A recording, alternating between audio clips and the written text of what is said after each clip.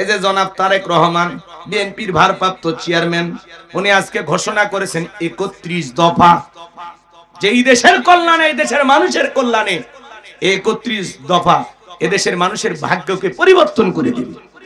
উনি বারবার বলতেছেন যে এমন কাজ করবেন না যে কাজের কারণে জনগণ আপনাদেরকে ঘৃণা করবে, এমন কোন কাজ করবেন না যে কারণে আমাদের দলের মানুষের কাছে ঘৃণার পাত্র হই আমরা।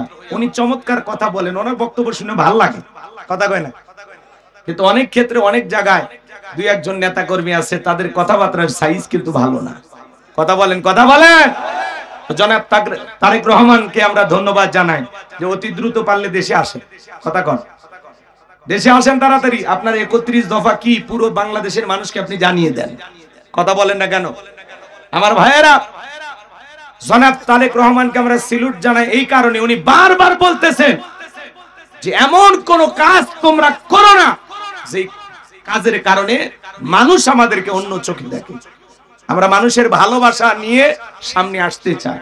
আমরা বলতেছি এটাই তো দরকার আমাদের, যারা এই দেশের মানুষকে ভালোবাসবে, এই দেশকে ভালোবাসবে, এই দেশের স্বার্থে যারা কাজ করবে, এমন নেতা দরকার। সৎ, যোগ্য, নির্ভীক, আল্লাহওয়ালা সৎ মানুষের বড় অভাব বাংলাদেশে। আমরা আর ভবিষ্যতে কোন সাদাবাজ, টেন্ডারবাজকে দেখতে চাই না। কথা বলে ঠিক না?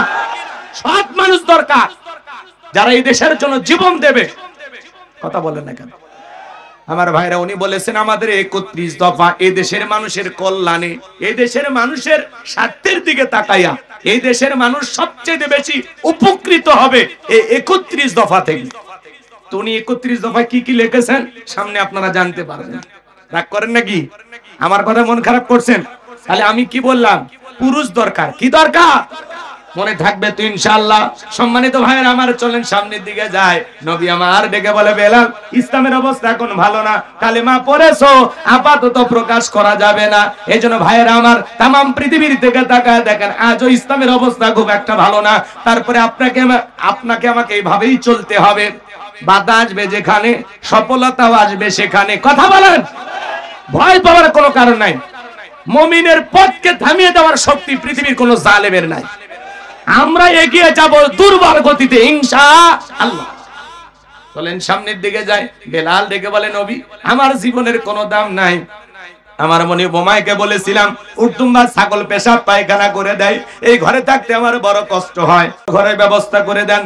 ওমায় ডেকে বলে, বেলাল উর্দুম্বা ছাগলের দাম আমার কাছে আছে, কিন্তু তোর মতো কালো হাফসি বেলালের দাম আমার কাছে নাই।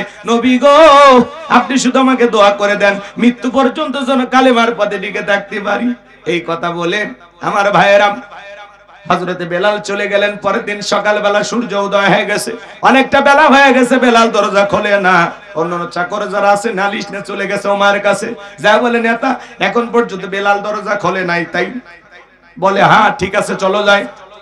দরজায় ডাক দেয়, এ বেলাল দরজা খোল। হযরতে বেলাল দরজা খোলে না, জোরে করে ধাক্কা মারছে। যখন দরজা খুলে গেছে তখন এইবার ওমায়াত তাকিয়ে দেখে যেই রাত্রিতে হযরতে বেলাল কালেমা পড়ে মুসলমান হয়েছে, ওই রাত্রিতে একটা উর্দুম্বা ছাগলের কাছে কোনো পেশাব পায়খানা নাই। জোরে বলেন মারহাবা। এইবার ওমায় ডেকে বলে, চাকরের দল, বেলালের বিরুদ্ধে মিথ্যা অভিযোগ দাও। তোমরা যখন ঘুমাচ্ছিলে বেলাল তখন ময়লা আবর্জনা পরিষ্কার করছে, তাকায় দেখো না একটা উর্দুম্বা ছাগলের কাছে কোনো পেশাব পায়খানা নাই। এই কথা বলে ওদেরকে তাড়িয়ে দিলেন। এক পা দুপা করে বেলালের কাছে চলে গেলেন। ও বেলাল। বেলাল কোনো কথা বলে না। এইবার হালকা করে ধাক্কা মারছে, যখন জবান দিয়ে কালেমার আওয়াজ বের হয়েছে তখন এইবার উমাইয়া ডেকে বলে, বেলাল তোর জবান দিয়ে কি শুনলাম, তুমি কি মুসলমান হয়েছো? হযরতে বেলাল ডেকে বলে, মুসলমান হয় যারা মিথ্যা কথা বলতে পারে না তারা আল্লাহু আকবার বলেন। ওয়াকুলু কাওলান সাদীদা। মুসলমানেরা হবে সত্যবাদী, মুসলমানেরা কখনো মিথ্যাবাদী হতে পারে। আর আমাদের সমাজে বড় পেটে মিথ্যা, খালি পেটে মিথ্যা। এক পা কবরে চলে গেছে, চেহারা বেঁকা হয়ে গেছে, তারপরে মিথ্যা বলা ছাড়ে না। আছে না নাই বাজার? বলে মিথ্যা কথা না বলে আমার পেটের ভাত হজম হয় না। তাহলে ভাত খায় না পাথর খায়, আল্লাহ ভালো জান। একটু ভালো হয়ে যান। মুসলমানের জবান দিয়ে কখনো মিথ্যা কথা আসতে পারে না। মুসলমান সব সময় সত্য কথা বলে। আমার ভাইয়েরা, লম্বা করব না, সংক্ষিপ্ত কথা বলে সামনের দিকে যায়, অনেক মজা আছে বাজান। আমি যে কথা বলতে চাচ্ছিলাম, এইবার উমাইয়া ডেকে বলে বেলাল উর্তুম্মা ছাগলের মালিক বানায় দেব, ভালো থাকার ব্যবস্থা করে দেব। হযরতে বেলাল ডেকে বলে উমাইয়া রে, দুনিয়ার কোন পার্থিব সম্পদের বিনিময়ে বেলাল তার ঈমান বিক্রি করবে না। আল্লাহু আকবার। এইবার উমাইয়া ডেকে বলে বেলাল আমার কথা না শুনলে বড় নেতা আবু জেহেলকে খবর দেব। হযরতে বেলাল ডেকে বলে কোন বড় নেতা ছোট নেতা এখন কাউকে গোনার টাইম নাই, আমি দুনিয়ার কোন আবু জেহেলকে ভয় করি না, আমি ভয় করি আমার আল্লাহকে। আল্লাহু আকবার।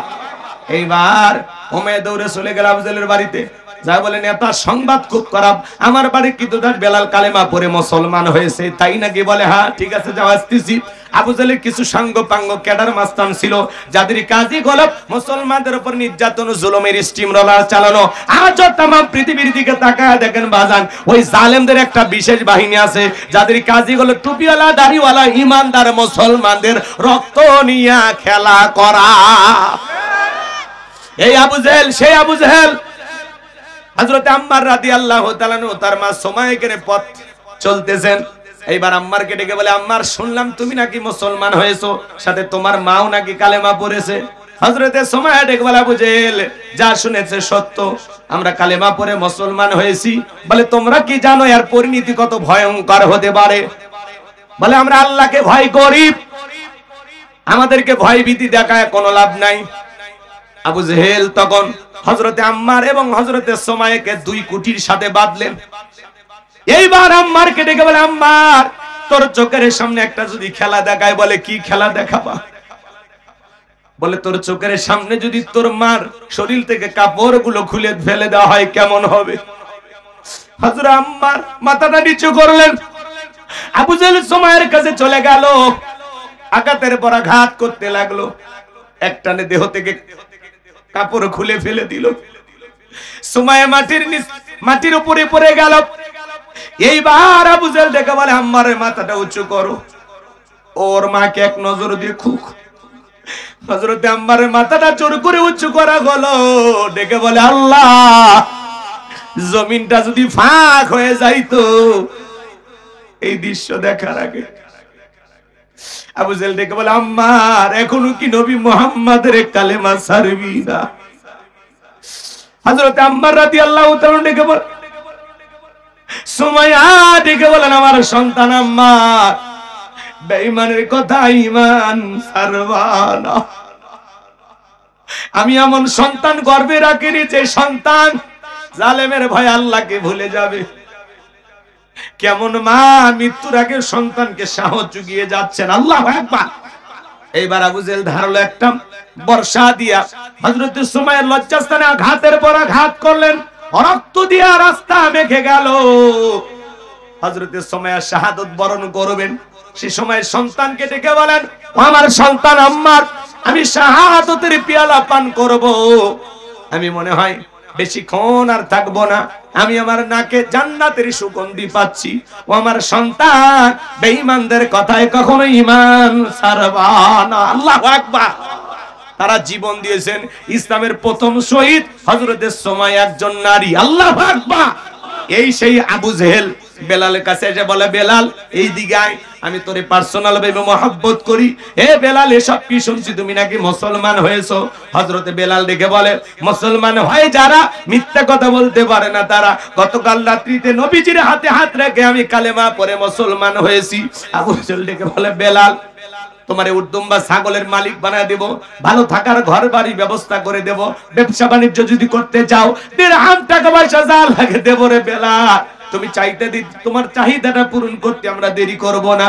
হযরতে বেলাল ডেকে বলে আবু জেহেল রে দুনিয়ার সব সম্পদ যদি বেলালকে দিতে চাও, দুনিয়ার সব সম্পদ ছাড়তে রাজি, বিশ্ব নবীর কালেমা ছাড়তে রাজি নাই। বলেন আল্লাহু আকবার। বিলালের মতো যারা খাঁটি ইমানদার এদেরকে টাকা দিয়ে কেনা যায় না, কিন্তু মুনাফিক মার্কা মুসলমান যারা টাকার কাছে বিক্রি হয় তারা টাকা যেই দিকে ফতুয়া সেই দিকে, টাকার জোরে ওদের ফতুয়া ঘরে, টাকা পাইলে বাতিলের পাঁচাটা গোলাম হয়। আছে না নাই?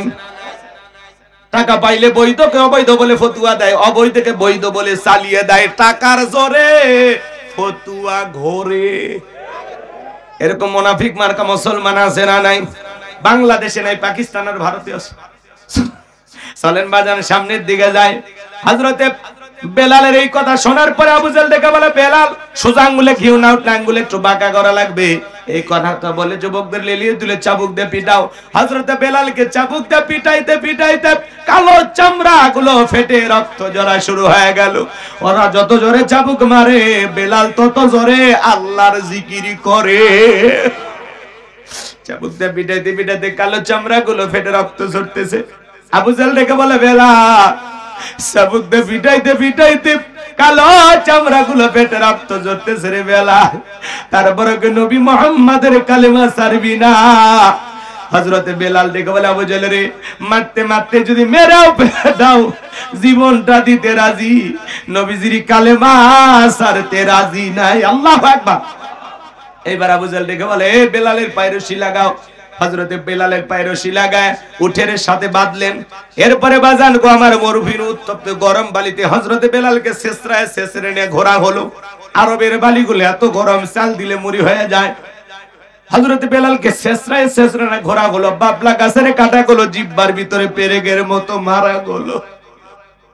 বিকেল বেলা নিয়ে এসে বলে, বেলাল চাবুক দিয়ে পিটাইলাম, পায়ে রশি লাগায় নিয়ে ঘুরলাম রে বেলাল, তারপরে কি নবী মুহাম্মাদের কালেমা ছাড়বি না?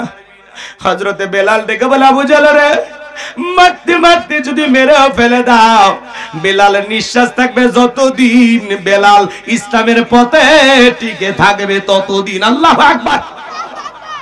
আমার ভাইয়েরা, এইবার আবু জাহেল ডেকে বলে, যাও যুবকেরা দল যাও, কয়েকজন মিলে বড় একটা পাথর নিয়ে এসে বেলালের বুকের উপরে চাপায়া দাও।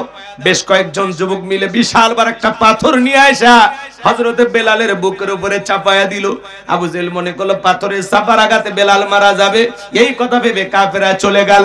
হযরতে বেলালের হাত বাঁধা, পা বাঁধা, বুকের উপরে বিশাল বড় পাথর, রক্তাক্ত জিহ্বা, এরপরে জিহ্বা নাড়ায়া জিকির করে কার। আপনাকে আমাকে জিকির করার জন্য কেউ মারে না, ধমক দেয় না, পিটাই না, তারপরে আমরা কপাল পর আল্লাহর জিকির করি না।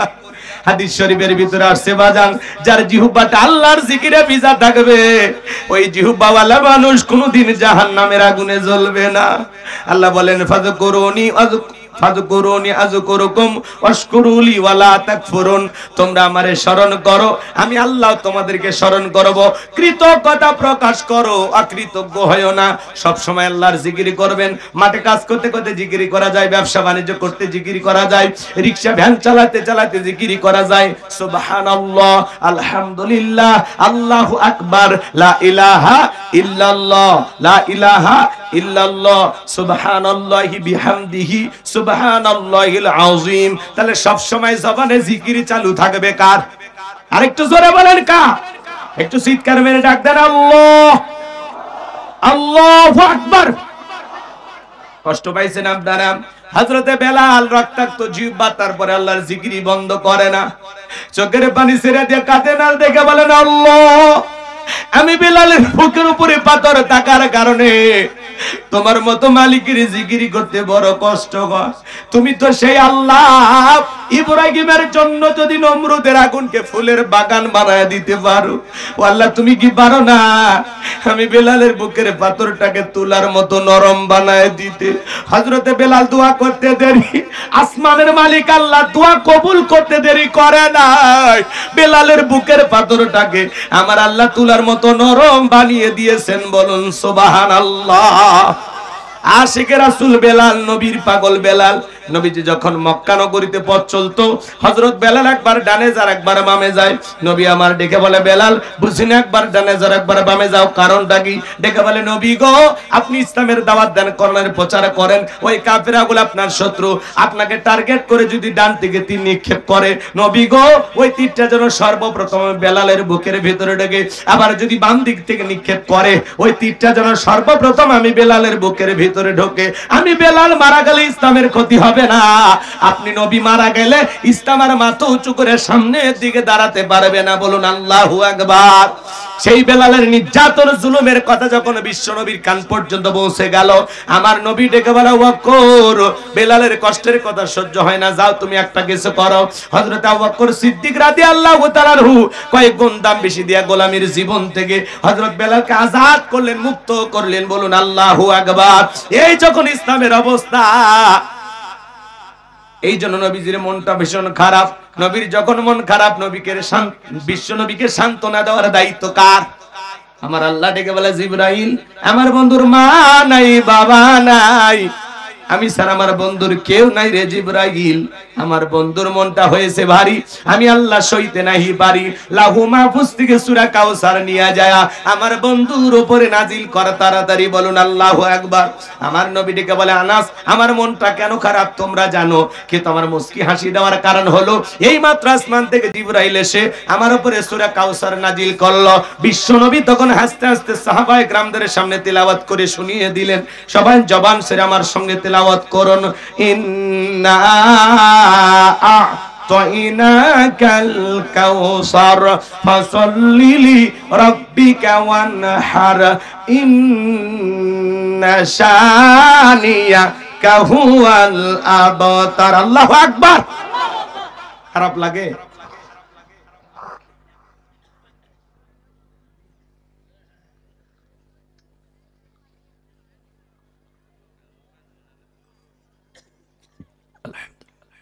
সম্মানিত ভাইয়ের আমার, আমার আল্লাহ রাব্বুল আলামিন জানিয়ে দিলেন, ইন্না আ'তাইনাকাল কাউসার। আল্লাহু আকবার। আমার আল্লাহ ডেকে বলেন, অবশ্যই আমি আল্লাহ পাক আপনাকে হাউজে কাউসার দান করেছি। বলুন সুবহানাল্লাহ। ইন্না আ'তাইনাকাল কাউসার, নিশ্চয়ই আমি আল্লাহ পাক আপনাকে হাউজে কাউসার দান করেছি। পৃথিবীর অন্য কোন নবী রাসূলকে আল্লাহ পাক হাউজে কাউসার দান করেন নাই। আপনার আমার নবীকে আল্লাহ পাক হাউজে কাউসার দান করেছেন। এই হাউজে কাউসারের পানি দুধের মতো সাদা, মধুর চাইতে মিষ্টি, পানির মতো ক্লিয়ার। ওই কঠিন কিয়ামতের ময়দানে যেদিন বিচার দিবস কায়েম হয়ে যাবে, বিচার দিবসের একদিন হবে 50,000 বছরের সমান। যেদিন সূর্য সোহাগ মাথার উপরে চলে আসবে, সূর্যের তাপে জমিনটা তামার জমিন হয়ে যাবে। এই পৃথিবীর জমিনে পাহাড় পর্বত নদী নালা খাল বিল কোনো কিছু থাকবে না। কুল্লু মান আলাইহা ফান। এই পৃথিবীর সবকিছু আল্লাহ তাআলা ধ্বংস করে দিবেন। যেই দিন বেঈমানদের জুব্বা কুকুরের মতো চলে আসবে নাভি পর্যন্ত। ওই কঠিন কিয়ামতের ময়দানে আমার আল্লাহর আরশের ছায়া ছাড়া আর কোনো ছায়া থাকবে না। এই ছায়ার ভিতরে আল্লাহ পাক শাস্তির মানুষকে আশ্রয় দান করবেন। এটা হলো কিয়ামতের ময়দানে আল্লাহ তৈরি করা ভিআইপি গ্যালারি। আল্লাহু আকবার বলেন। সেখান থেকে তারা কিয়ামতের ফাইনাল খেলা উপভোগ করবেন। কিয়ামতের কঠিন দিনে আমার আল্লাহ রাব্বুল আলামিন বলেন, ইয়াউমা ইয়াফিরুল মারউ মিন আখি ওয়া উম্মিহি ওয়া আবি ওয়া সাহিবাতিহি ওয়া বানি। ওই কঠিন কিয়ামতের ময়দানে যেদিন ভাইয়ের কাছ থেকে ভাই পালিয়ে যাবে, সন্তানের কাছ থেকে মা পালিয়ে যাবে, বাবা পালিয়ে যাবে, স্বামীর কাছ থেকে স্ত্রী পালিয়ে যাবে। ওই কঠিন কিয়ামতের ময়দানে আল্লাহর আরশের ছায়া ছাড়ার কোনো ছায়া থাকবে না। সেই দিন মানুষ দলে দলে পানি পানি বলে চিৎকার মারবেন আর বিশ্ব নবীর দিকে রওনা করবেন। দলে দলে মানুষ নবীজির কাছে যাবেন। কিছু মানুষের চোখের সামনে আল্লাহ তাআলা পর্দার আবরণ তৈরি করে দিবেন। আমার নবী তখন ডেকে বলবেন, আল্লাহ, সংখ্যায় আমি আমার অনেক উম্মতকে দেখতে পাইলাম, কেন জানি সংখ্যাটা কমে গেল। আমার আল্লাহ তখন ডেকে বলবেন, বন্ধু, পাইকারি দরে সবাইকে আপনি হাউজে কাউসারের পানি পান করাইতে পারবেন না। দুনিয়ার জীবনে দুইটি অপরাধ করেছিল যারা, আজকে হাউজে কাউসারের পানি পাবে না তারা। জোরে বলেন, কয়টি অপরাধ? ওই দুইটি অপরাধ আপনার আমার ভিতরে থাকতে পারে কিনা জানা দরকার আছে না নাই? দুইটি অপরাধ দুনিয়ার জমিনে করবে যারা, নবীর হাতে হাউজে কাউসারের পানি পাবে না তারা। বিশ্ব নবী হাউজে কাউসারের পেয়ালা নিয়ে দাঁড়িয়ে থাকবেন। শোনেন শোনেন, হযরত আবু বকর পেয়ালাগুলো ভরিয়ে দিবেন, মাঝখানে দাঁড়িয়ে থাকবেন হযরত ওমর, হযরত ওমর হযরত আবু বকরের হাত থেকে নিয়ে বিশ্বনবীর হাতে দেবেন আর নবীজি তার আতরের উম্মতদেরকে খুঁজে খুঁজে কিয়ামতের ময়দানে হাউজে কাউসারের পানি পান করাবেন। রাসূলের হাতে এক পেয়ালা হাউজে কাউসারের পানি পান করলে জান্নাতে ঢোকা পর্যন্ত তারা তৃষ্ণা লাগবে না, তৃষ্ণা মিটে যাবে। বলুন সুবহানাল্লাহ। নবীজির হাতে কিয়ামতের ময়দানে কারা কারা হাউজে কাউসারের পানি পান করতে চান? দুই হাত তুলে আল্লাহকে দেখা। আল্লাহ তাকায় দেখো তোমার কুদরতির নজর দিয়া। এই জামালপুরের হাজার হাজার মানুষ নবীজির হাতে হাউজে কাউসারের পানি পান করতে চায়। আল্লাহ কিয়ামতের ময়দানে আমাদের সবাইকে নবীজির হাতে হাউজে কাউসারের পানি পান করার তৌফিক দান করুন। চিল্লা বলুন আমিন। আর একটু জোরে বলেন আমিন। আরো একবার বলেন আমিন। হাত নামান। এই যে নবীজির হাতে হাউজে কাউসারের পানি আপনারা পান করতে চাইলেন, পানি পান করতে চাইলে কি পাওয়া যাবে? এই ছেলে বসেন, মুরব্বি চাচা বসেন বসেন। 12টা এখনো বাজেনি, 12টা বাজলে উঠবেন, নিজের ওয়াদাটা ঠিক রাখেন। বসেন বসেন। এদিক খেয়াল করেন, হাউজে কাউসারের পানি চাইলেই কি পাওয়া যাবে? হ্যাঁ কথা বলেন, চাইলেই কি পাওয়া যায়? আমি আপনাদের এলাকায় আসলাম, একটা ছেলের হাতে কিছু চকলেট দিলাম, দিয়ে বললাম বাবা এই চকলেট গুলো নাও আর আমার জন্য এক বাদা পানি এনে দাও, আমি একটু ওযু বানাবো। ওই ছেলেটা চকলেট পায় মারছে দূর, মাঝখানে আসার খাইয়ে পুড়ে গেছে, হাঁটু ছিলে গেছে, রক্ত বের হয়ে গেছে। চকলেট থাকার কারণে উঠে দাঁড়াইয়া বদনা ভরিয়া পানি নিয়ে আমার সামনে হাজির। আমি তখন বললাম বাবা এই পানিটার দিকে তোমার কষ্ট হয়েছে, মাঝখানে পুড়ে গেছো, ব্যথা পাইছো, হাঁটু ছিলছি, রক্ত মনে বেরোইছে। চকলেটের খুশির কারণে বলতেছে আমি এরকম কত পরে যাই আমার কিছুই হয় না। কথা বোঝেন নাই আপনারা? শোনেন, নবীজির হাতে হাউজে কাউসারের পানি চাইলেই পাওয়া যায় না, কাজ করতে হবে। ঠান্ডা পানি দিয়ে ওযু বানায় নামাজ পড়তে হবে। হঠাৎ করে আপনি নামাজ ধরছেন, পুরাতন মুসল্লি যারা নিয়মিত নামাজ পড়ে এরা নতুন মুসল্লি দেখলে একটু ঠাট্টা বিদ্রুপ করে। সূর্য আজ কোন দিক উঠছে? উত্তর পাড়ার বাদশা দেখি মসজিদে। নামাজ পড়বি না 2 দিন পর ছাড়ে দিবি, আছে না নাই ভাই? আচ্ছা আপনাদের এলাকায় এই আমি যে কথাটা বললাম কি ভাষায় বলে একটু বলেন তো দেখি। ভাষায় মিল আছে নাকি একটু বলেন, একজন বইলে আমারে শিখাইয়া দেন। ঠিক আছে না? এইভাবে বলে না, সূর্য কোন দিক উঠছে নতুন নতুন মুসল্লি দেখি মসজিদে, নামাজ পড়বা না 2 দিন পরে ছেড়ে দিবা? আরে ভাই 2 দিন পড়বে না 2 ওয়াক্ত পড়বে, আপনার সমস্যা কি? আপনি তো দাওয়াত দিয়ে 5 জনকে মসজিদে আনতে পারেন না, সেই মুরাদ নাই, সেই ক্ষমতা নাই। হঠাৎ করে কেউ নামাজ ধরেছে তার নিয়ে কেন সমালোচনা করবেন? ও আঘাত পায় যদি কাল থেকে মসজিদে আর না আসে, আল্লাহর কাছে কি জবাব দিবেন? এই অধিকার আপনাকে কে দিয়েছে? হ্যাঁ এই অধিকার আপনাকে কে দিল? আপনি পারলে তার সমালোচনা না, দোয়া করেন যে ভাতিজা তুমি মসজিদে আসছো, নামাজ পড়তে আসছো, দেখে দিলটা ভরে গেছে, আল্লাহর কাছে দোয়া করি আল্লাহ যেন মৃত্যু পর্যন্ত তোমাকে মসজিদে এসে সিজদা দেওয়ার তৌফিক দান করে। আপনি দোয়া করবেন, ভালোবেসে বুকে টানবেন, নামাজ পড়ে বিকেলে স্ট্যান্ডে বসে চা খাবেন, কথা কন। আর আপনি সমালোচনা করেন মানে? ওই 2 দিন পড়বি না 2 ওয়াক্ত পড়বি, আপনার সমস্যা কি? আপনি মসজিদের সিসি ক্যামেরা কে ঢোকে কে বের হয় খবর রাখেন নাকি আপনি? ভালো হ্যাঁ জান মুরব্বি, মুরব্বি, ঠিক আছে। শোনেন শোনেন শোনেন, যুবক বয়সে দাড়ি রাখছে ওইটা নিয়েও সমালোচনা। হ্যাঁ এই বয়সে দাড়ি রাখলি বুড়ের ভাব ধরলি, আছে না না? যুবক বয়সে দাড়ি রেখে বউ নিয়ে ঘুরতে গেছে, বলে ভাবি আসসালামু আলাইকুম, সাথে চাচার খবর কি? বউ বাড়িতে এসে রাগ করে তোমার সাথে বাইরে যাওয়া যায় না কেন? কয় আমার ডাকে ভাবি আর তোমার ডাকে চাচা। যেই বউ নবীর সুন্নত দাড়িকে মহব্বত করে না ওই বউ আপনাকে 100% ভালোবাসা দিতে পারে না। আমরা তো দাড়ি রাখছি কারে ভালোবাসা? মদিনাওয়ালাকে ভালোবাসা, কথা বলে ঠিক কি না? আমরা মেসি বুঝি না, ম্যারাডোনা বুঝি না, শাকিব খান শাহরুখ খান বুঝি না, আমরা বুঝি নবী মুহাম্মদ সাল্লাল্লাহু আলাইহি ওয়াসাল্লাম, তিনি আমাদের মডেল, কথা বলে ঠিক কি না? লাকাদ কানা লাকুম ফি রাসূলিল্লাহি উসওয়াতুন হাসানাহ, তোমাদের জন্য উত্তম আদর্শ আছে রাসূলের জিন্দেগির ভিতরে। আল্লাহু আকবার বলে। দাড়ির ভিতরে কার প্রেম? মদিনাওয়ালার প্রেম, কথা কয় না কেন? কার প্রেম? কার প্রেম? দাড়ি হলো পুরুষের সৌন্দর্য। দাড়ি ছাড়া পুরুষকে দেখতে ভালো লাগে না। মহিলারও দাড়ি নাই, তোমারও দাড়ি নেই। 50-60 বছর বয়স হয়ে গেছে, চামড়া ঝরে গেছে, সেলুনে যা তাও বলে ক্লিন শেভ, ক্লিন, কথা কয় না কেন? চাচা চামড়া ঝরে গেছে একটু দাড়িটা রাখেন। এই আপনারা এদিক তাকান, আমার দিক তাকান, খারাপ লাগে আপনাদের?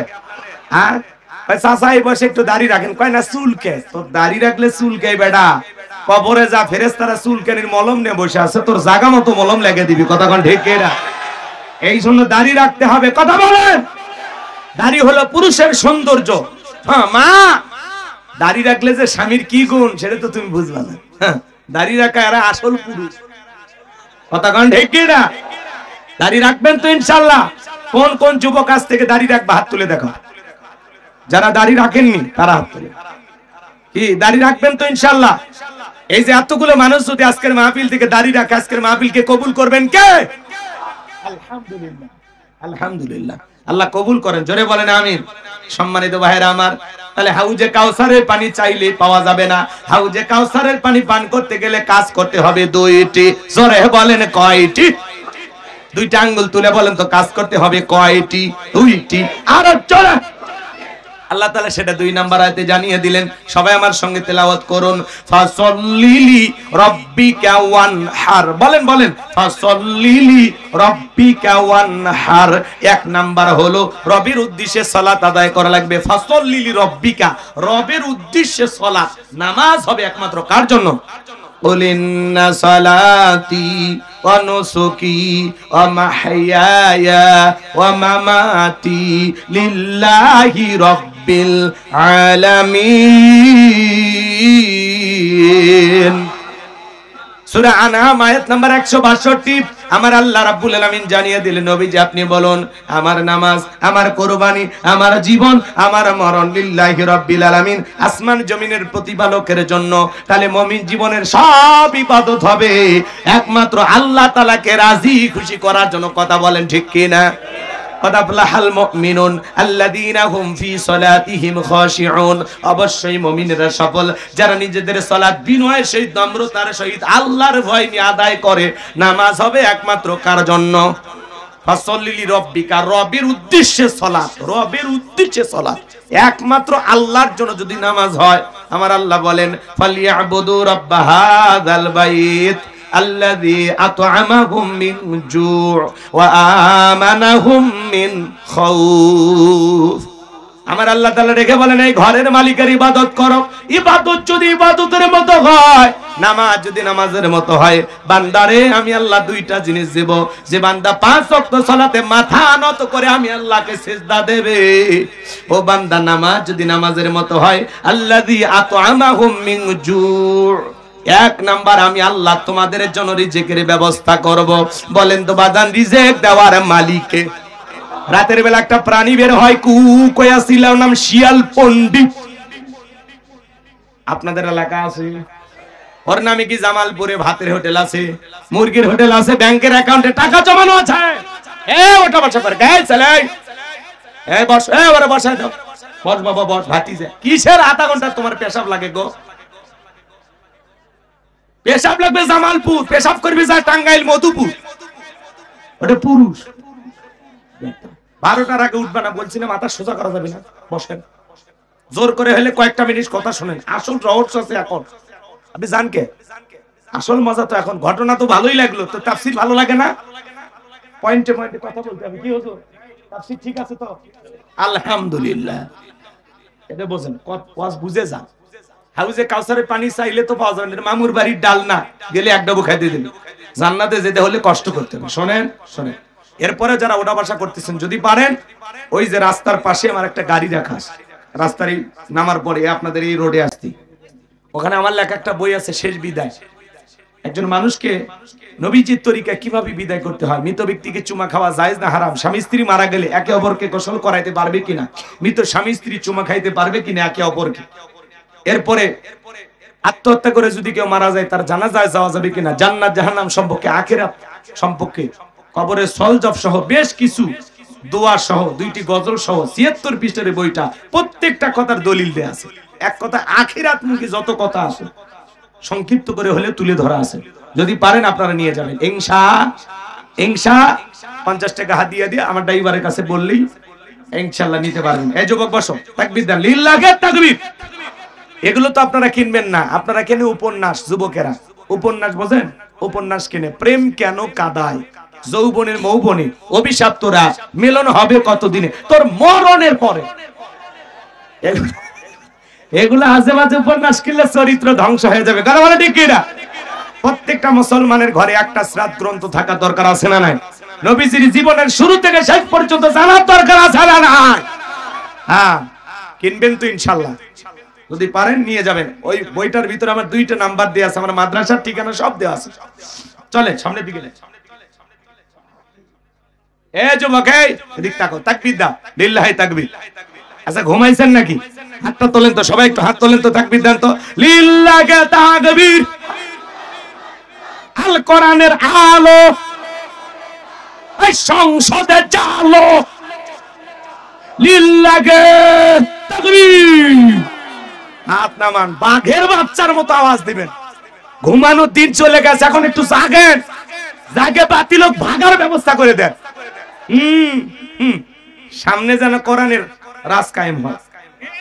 একটু আল্লাহ যেন কবুল করেন, জোরে বলেন আমিন। তাহলে বলেন তো, শিয়াল দাঁড়ে খাওয়ায় কে? আরো জোরে বল। একটা পাখি সকালবেলা খালি পেটে থেকে বের হয়ে যায়, সন্ধ্যাবেলায় ওই পাখির পেটটা ভরে বাসায় ফেরত আসার ব্যবস্থা করে কে? আল্লাহ যদি পাখিকে খাওয়ায়, শিয়ালকে খাওয়ায়, আমরা আশরাফুল মাখলুকাত, আল্লাহর সৃষ্টির সেরা, কুনতুম খায়রা উম্মাতিন উখরিজাত লিন-নাস, তোমাদেরকে উত্তম জাতি বানাইলাম, ভিআইপি বানাইলাম, মর্যাদার আসনে বসাইলাম। তাহলে বলেন তো বাজান, আমাদের রিজিক দেবেন কে? ফামা মিন দাহাবাতিন ফিল আরদি ইল্লা আলাল্লাহি রিজকুহা। আল্লাহ বলেন, পৃথিবীতে এমন কোন বিচরণশীল প্রাণী নাই যার রিজিকের ব্যবস্থা আমি আল্লাহ আসমান থেকে করি না। ওই আটলান্টিক মহাসমুদ্রের 33,000 ফিট গভীরতল পানি নিচে থাকা ছোট্ট একটা প্রাণী, তার রিজিকের ব্যবস্থাও আমি আল্লাহ আসমান থেকে করি। বলুন সুবহানাল্লাহ। 1 নাম্বার আল্লাহ রিজিকের ব্যবস্থা করবেন নামাজের মতো আদায় করলে। আর 2 নাম্বার আল্লাহ বলেন, ওয়া আমানাহুম মিন খাউফ, সকল ভয় থেকে আমি আল্লাহ নিরাপত্তা দেব। বক্সিগঞ্জ বাজার থেকে রাত 2টার দিকে 2 লাখ টাকা নিয়ে আপনি আসবেন জব্বারগঞ্জ বাজার। মনে মনে ভাবতেছেন, আল্লাহ টাকা নিয়ে বাড়ি পর্যন্ত যাইতে পারবো নাকি ছিনতাইকারীর কবলে পড়ে টাকা যান 2টা হারাবো? ভয় আছে না নাই? এ জোরে বলেন, আছে না নাই? সব জায়গায় চুরির ভয়, ছিনতাইয়ের ভয়, ডাকাতির ভয় আছে। গতকালকে একজন শিল্পী মশিউর রহমান আমাদেরই ভাই ডাকাতের কবলে পড়ে গেছে। মাঝে মাঝে বক্তারাও ডাকাতের কবলে পড়ে যাচ্ছে। চোরে না শোনে ধর্মের কাহিনী। মসজিদ থেকে যদি জুতো চুরি হয়, তাহলে এই সমাজে পরিবর্তন আনতে হলে আল্লাহর আইন ছাড়া সমাজ পরিবর্তন করা যাবে না। আজকে চুরি দুর্নীতি কোনো বন্ধ হয় না, টেন্ডারবাজি চাঁদাবাজি বন্ধ হয় না। কথা কয় না? মেয়েটা স্কুলে গেল, ভালোভাবে ফিরবে নাকি লালসার শিকার হবে? ভয় আছে না নাই? মেয়েটা কলেজে গেল, একা একা ফিরবে নাকি জামাইয়ের সাথে নিয়ে ফিরবে? ভয় আছে না নাই? এই সমাজে চুরি দুর্নীতি টেন্ডারবাজি চাঁদাবাজি খুন ধর্ষণ বন্ধ হবে সেই দিন আল্লাহর কোরআন দিয়া জমিনটা চলবে যেই দিন।